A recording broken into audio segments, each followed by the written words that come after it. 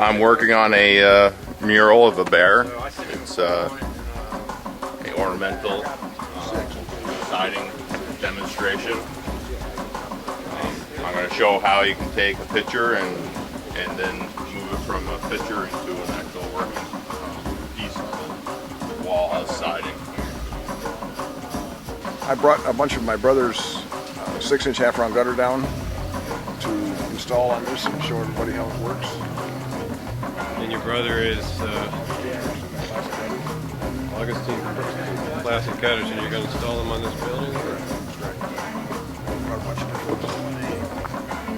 There's accessories and stuff down so we can show everybody the very, very different applications and the different looks you can get out of the stuff. So this is going to be we're going to be putting copper on this, and it's going to be a double lock standing seam.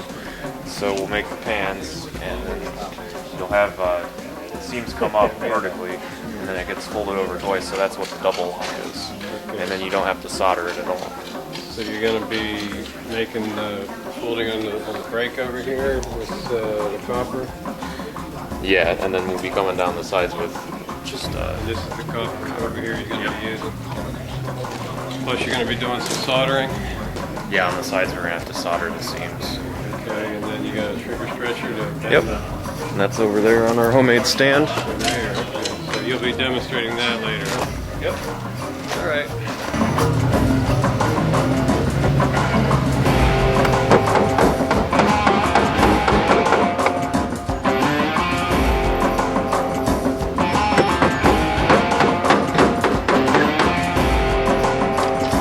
Hi, I'm Don McClure with Short Slate.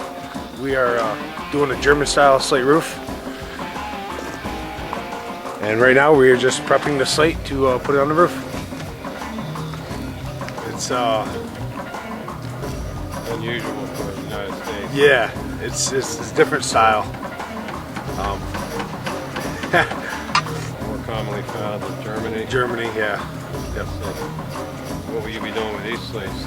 These slates will be getting a 3-inch cut off the corner, and these will just be part of the decoration that'll be putting on. You come up with an idea, you either hand draw it yourself, or in this situation I took this picture up on the left and then put it on transparent film over there on the far right. And then from there I took a projector and made this template back here out of cardboard. Then I take the cardboard, center on the wall or roof or wherever you're doing. And that's what this black line is. That's my trace line for that template. I could have done much bigger pieces, but doing these sharp points gives it more of that texture of what a bear would look like. Really the hardest thing when you come to dealing with a situation like this is not really the body or the design of the bear, it's working in whatever you're working around the bear. So this field is where the tricky part comes in. There's a lot of thinking and cutting, taking off possibly to get the lappage right and to keep everything laying as flat as you can.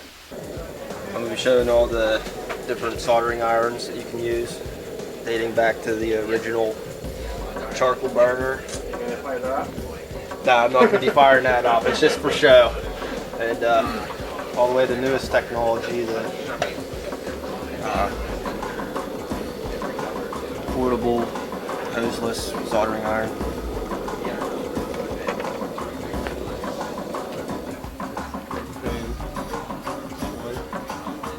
You got electric. What else do we have? Acetylene. Acetylene, propane, electric. Acetylene, propane, electric. This one's heating up right now.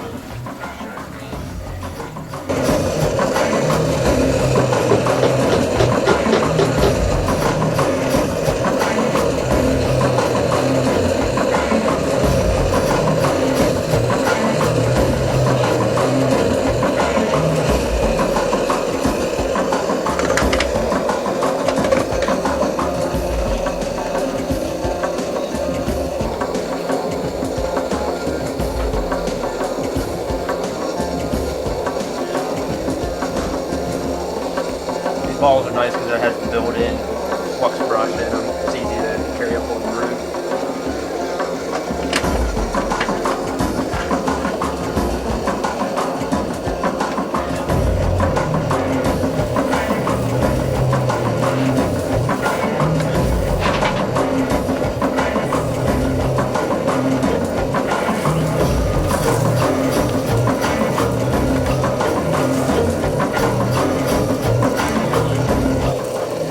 Tin them and then solder them? Or you just use flux? Yeah, if we're going to do a lot of flat block or something like that, pre-tin them. Yeah, it saves a lot of time for pre-tin. When it starts cooling down, it's working on solder very well.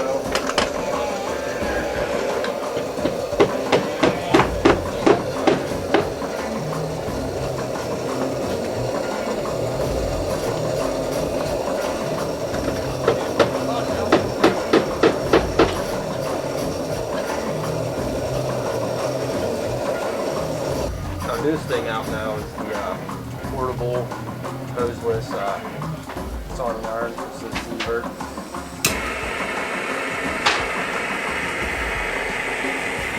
It's been sitting around for a while, so the head has a bunch of gunk on it. This is 50% water, 50% ruby fluid, liquid flux. I use a dip to clean the tip off. Knocks all the junk off and keeps your tip clean.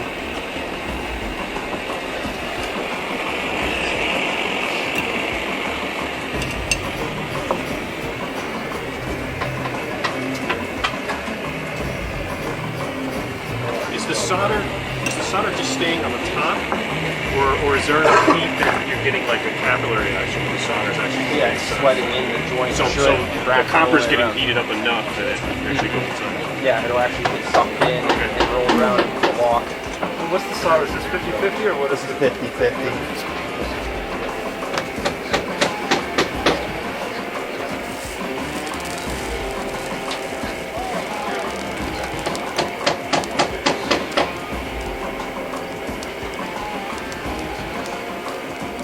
Sometimes you can hear it bubbling and popping and see actual air bubbles coming out. You know it's getting sucked in there.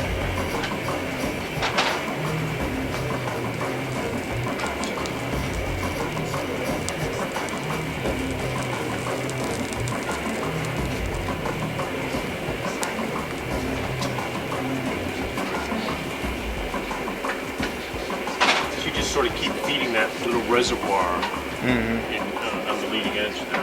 Yeah, just sucking the solder behind it, and it should be like a pool of it right there. It's gonna lift it up, kind of ran back. Is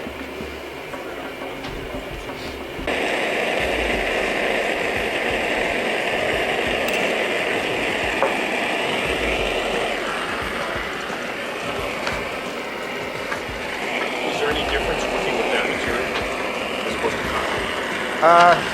Yeah, this is zinc coated copper. It's a 16 ounce. I think it's a little tougher to solder. I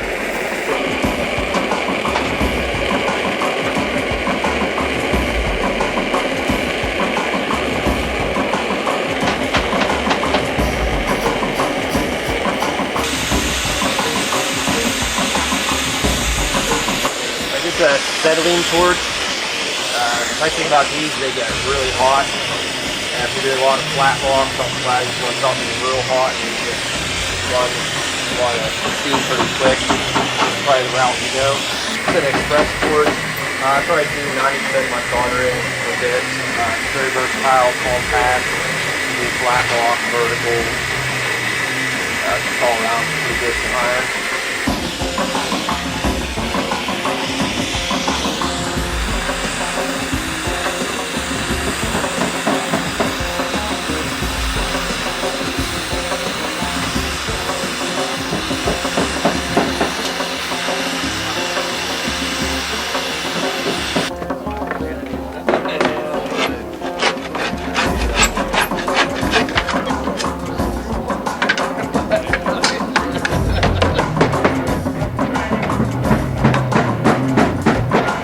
Some German style slating or cladding, as they would call it.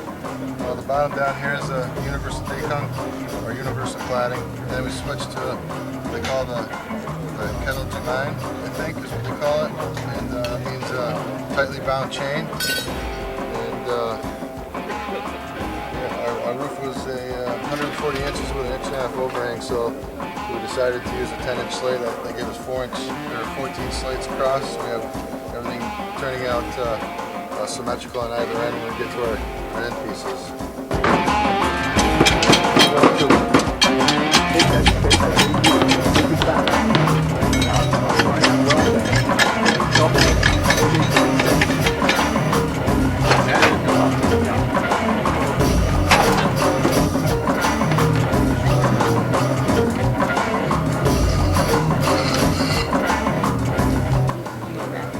Even your hip, like your hip pieces, that's hooked, so you're ready enough to nail that. Get it with an ear and try to blast it through the slate below it. This one here, I didn't have the hook in it. I just didn't know how to mess with my hip, my tile hip coming up through. I mean, this was hooked, but I mean the next one. So I'm gonna face nail this one that I'm making now.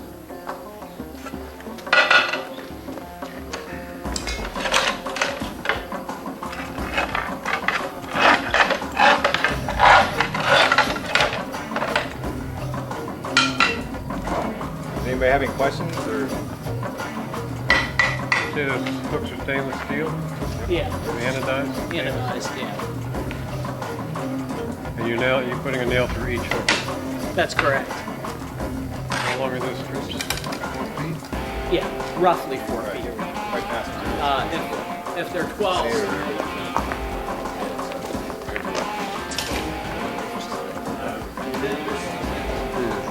Just nail through.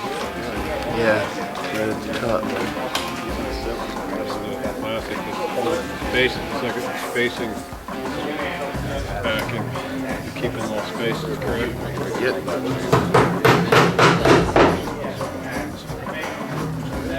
What the little bump is there? That's actually, he said to wedge the shingle in there so that it's tight. you see it here. Holds the shingle below it down. Yeah, holds Maybe the what we shingle could do below it. is Push pressure on it. ask Yeah, like that. the clay towel head to go up there.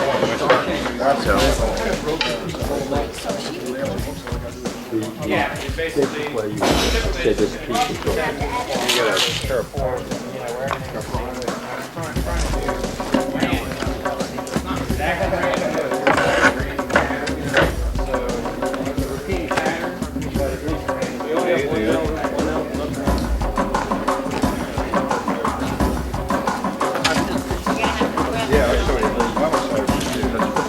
Break one out. It's a different layout.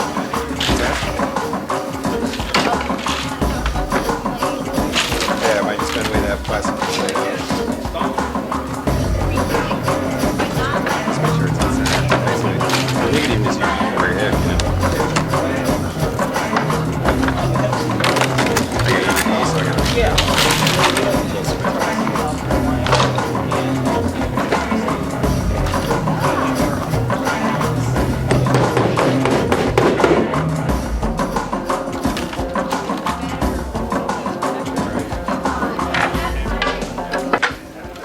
say your guys walked on it or whatever, you broke it or whatever. Normally you can keep getting it out, however, you want to beat on it. Basically, if you just take these pliers, hammer here, you should be able to just twist this to get a hold of the stainless steel hook or whatever. Get your piece out of there.